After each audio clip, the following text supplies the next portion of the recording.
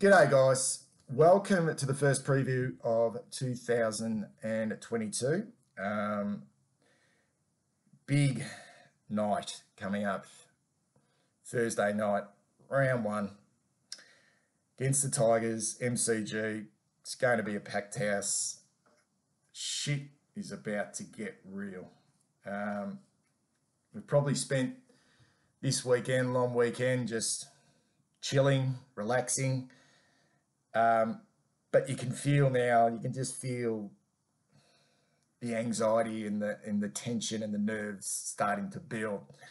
And I think that tension and anxiety and nerves is around one thing, and that's for us, I suppose, this sense of anticipation about what we're going to dish up this year. But also I think we all just want to follow a good football team and a reliable football team, a football team that we can be proud of. You're not going to win every week, but just a team that we can be confident that's going to be contend for finals and then be knocking on the door for a grand final. That's what we want. That's what we've seen other clubs been able to do, been able to build over the last 20 years or so. Teams that were in our situation. Your Richmonds and your Melbournes who've built and built and built. And we now imagine what that must be like to follow a team like that. And I suppose for me, that's the overriding feeling at the moment, that we still don't know. We still don't know. There's been a lot of changes made and there's been some positive in the pre-season and we've kind of liked what we've seen. But we just know it's going to be different. We just know it's going to be different, particularly this weekend, round one. And I look at that coach's box, and I'm comfortable with Voss. I really am. I think it's so far so good.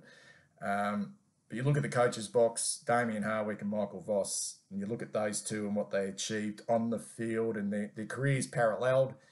Hardwick between 1994 and 2004 as a player, and Voss between 92 and 2006. They would have played a lot of footy against each other. Voss spoiled the party of Essendon in 2001 when Hardwick was playing for the Bombers, when the Bombers were trying to go back-to-back, and then Hardwick went to Port Adelaide and spoiled Brisbane's party when the Power won the 2004 grand final and stopped Brisbane from, in that spiteful grand final, stopped Brisbane from winning 4 in a row. I reckon they just despised each other on the field. Both hard-nosed competitors, hard-nosed. And I think the word there, competitor, hate losing, just hate it. And what both did on the field is they walked the talk. They were both yappers, but they backed it up with their actions. And I think that's what we've seen. I know he copped a lot of criticism, Damien Hardwick, when he first took over at Richmond, and culturally they were poor. And maybe we still are culturally poor at Carlton. And maybe we just think we're going to click our fingers. We think we've got a talent on the list and we think, well, it's our turn now. Bang, we've got Voss. We're just going to explode and go bang. But I think we have to brace. We have to brace ourselves. This may take a little bit longer because it took Hardwick a period of time to change, to wean out blokes who weren't competitors, to get the right mix. And certainly Richmond, under the tutelage of Damien Hardwick, it's such an uncompromising football team and football club. They're unbelievable to watch. As from an opposition's point of view, they're just unbelievable to watch. I'm just envious of what they've been able to achieve and get to. But I think Michael Voss would have a lot of respect for Damien Hardwick and think, well, that's where we need to get to. That's the type of culture that we want to create at Carlton. And I think going into this game, I think there's just so many more questions about us that need to be answered. And it's all around whether we can handle the pressure of the situation. Because we've never done it before. We've never been able to step up. But what we do know about Michael Voss is he wants our football. He wants our actions, both, what we're able to do at training, in preparation, and then once we cross the white line, that's going to be the thing that we're going to be judged on. not, okay, how well, we can spruik or talk or whatever. So I'm relatively comfortable we've got the right bloke to take us forward. It's whether we're able to translate that ethos into this team really quickly. And will it happen on Thursday night against the Tigers? One thing I'm looking forward to most is whether we're able to stick fat on Thursday night against the Tigers. We know they're going to hit us really hard. We know that. This type of game for them is not new. It's not new. They've been there, done that. They'll be looking forward to the challenge. They would be literally looking forward to the challenge, where we're saying we're looking forward to it, but at the same time be under an immense amount of pressure and anxiety about the prospect. But I would like to think that we're able to stick fat under any scenario that's thrown our way in this game over 120 minutes. So if we jump out of the blocks early, if we get a good start, are we able to capitalise on our forward entries? Are we able to kick straight? Are we able to jump them? But once we jump them, are we able to then keep that momentum, not panic under pressure, not find a way to let the opposition into the game to then get momentum and kick multiple goals? Vice versa, if the Tigers jump us, are we able to fight our way back into the game? Do we drop our heads? Do we just sort of fold under the pressure of Richmond? And then the scenario that I'd love to see, and I know this is going to be, this would be completely like, this would be just so fucking painful. But if this game is just close, like just an arm wrestle for 4 quarters, lead changes, one team has a little bit of momentum, the other team gets momentum back, gets to 3-quarter time, you can't split both teams, gets to halfway through the last quarter and bang, we're maybe a goal up or a goal down. And what we're able to do from that situation, can our skills hold up? Can our supposed new system and new structures hold up? Can our leaders stand up under that pressure? Because we know generally Richmond are able to, they thrive in that type of scenario, whatever is actually thrown their way. The thing that I suppose worries me the most when I look at these two teams, I think we can pretty much hold our own at the centre bounce. I honestly think that. In fact, I think we're just as strong as them in the middle. Although I think Soldo and Nankervis are a pretty tough matchup for both Pittonet and TDK. I think that's a really good and strong ruck combination, both of those, and they're both really fit. I think Soldo might have had an ACL and Nankervis has had his injury concerns, but they both look really fit. But I think if you look at that inside midfield group at that centre square, I think, Cripps, Chera, Hewitt, if Kennedy goes in there, can match it with the likes of Prestia, Cochin and Martin. I honestly think that. And it's whether we're able to capitalise that going inside forward 50 is going to be the big question, and capitalise on those midfield centre breaks. Because I think the damage for us, and I think where they've got the clear advantage is what I'm now calling the periphery players, the guys on the outside, the guys that really do damage by foot, particularly when you've got possession of the ball. And I'm talking the likes of Jai Bolton, Shane Edwards. I mean, you could probably throw Dusty into that as well. Jaden Short, when he drifts down from the back line, I see that the Tigers are now using Dan Rioli off a half-back flank. Jack Ross is certainly starting to find his feet as an AFL footballer as well. So they've got plenty of players on the outside that can do, I think, a lot more damage than the likes of, say, Zach Fisher, Lockie O'Brien and Will Setterfield. They're going to have really, really good games, particularly when we've got possession of the ball, and they're going to have to use it. Have we got the artillery? Have we got the artillery to stop their ball movement when we lose possession, the speed of ball movement. I'm not talking necessarily about the leg speed with Richmond.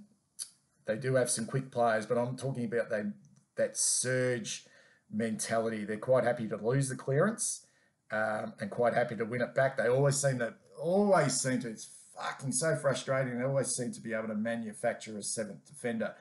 And once they're able to gain possession of the ball, their skills under pressure and decision making under pressure is just like as good as any other team in the competition. And have we got that speed to be able to stop that? And they will hurt us. They will hurt us on the rebound. And guys are like Tom Lynch, Revolt, and if Bolter, who's been playing forward over the pre-season, and he looks super down in the forward line, Noah Bolter, their eyes must light up. Their eyes must light up when they see that Richmond defence and that midfield just surging from the back half, and the way they overlap with their hands and the way they trust each other. They just know exactly where each other are. So that for me will be the biggest test. So we can talk about the defensive actions when the ball's in close. In the forward half pressure with tackling, but it's the transition. It's the transition. Are our skills good enough to be able to keep the ball in our hands? Because once we give it back to the Tigers, we're in a lot of trouble. Dylan Grimes out. Well, it looks like he's out for the Tigers. Might mean Bolter has to play forward. No Jack Graham, no Kane Lambert for the Tigers, which is, I think, a big plus for us because we know those two can do a fair bit of damage as well. And still question marks around the availability of Nick Flostone. If Nick Flostone does play, I would like to see Ed Curnow played as that defensive forward. I think he did a reasonable job on Jake Lever in the first half against the D's a few weeks back. And what we know is Nick Flostone will have to be that intercept marker without Dylan Grimes playing. So that would be interesting. I mentioned that Dan Rioli going to half-back.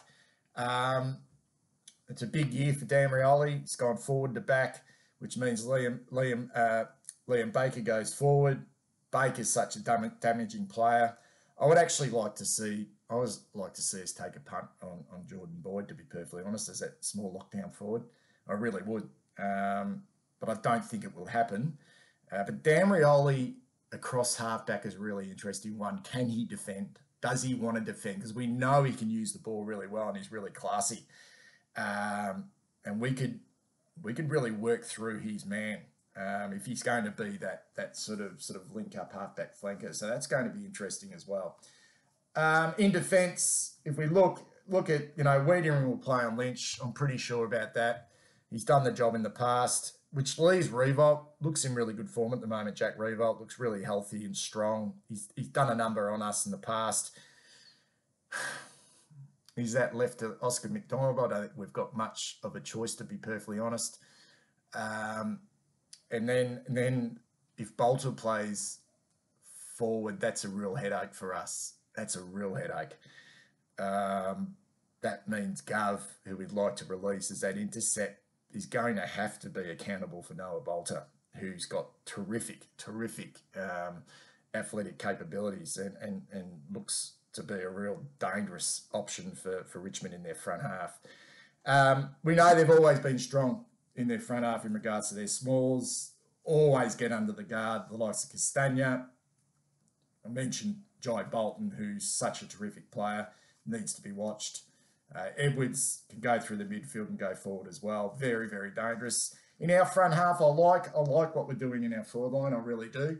Can we put the Tigers under enough pressure? And that is about not letting them intercept the ball. So it's a huge job. It's a huge job for Harry. Not so much about clunking. I mean, we'd love to see him take contested grabs and TDK if he plays down there, and also Charlie. But are they, like they did against Melbourne, are they able to provide genuine contests? And the genuine contests can only come about if we can get deep, those really, really, really deep entries. I don't mean deep entries to the goal line or even to the goal square. I'm talking those deep entries of about 30 metres out from goals where those smalls, so the smalls of Owies and young Durden can go to work.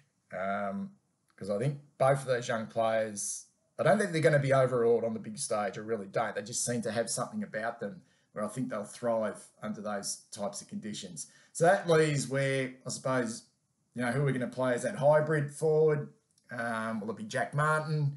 Will it be Jack Silvani? I assume we're going in with two ruckmen, Pitnet and also TDK, which would probably say Jack won't have to do any of the ruck work. So that would leave them two to be fighting out for that other sort of forward, that sort of hybrid forward who can create some sort of ground ball pressure and also take a mark in the air. It's going to be a fascinating contest. Look, for us, it's all about us and what we're able to do in this game. I honestly think we can win. I really do. I honestly think we can win. I'm still, just based on the past and the occasion, I still think the Tigers will get us. I'm just hoping we don't shit our pants. I really do. I'm just hoping that everyone can stand up. I mean, I know we're talking. I know we got Walshy out, but everyone can stand up when it's their opportunity. We often talk about Cripper and he needs to lead from the front, and Trent Cotchin did it for so many years for the Tigers, but Cripper can only do so much from a leadership point of view. We need everyone to be contributing. And the question mark will remain, have we got enough genuine leaders in this football team? Are there too many question marks on a number of our players on the fringe, on the periphery? So big game for Williams, big game for Gov, big game for Setterfield, big game for Lockie O'Brien. Because there comes a time, doesn't it? There comes a time where you have to really step up.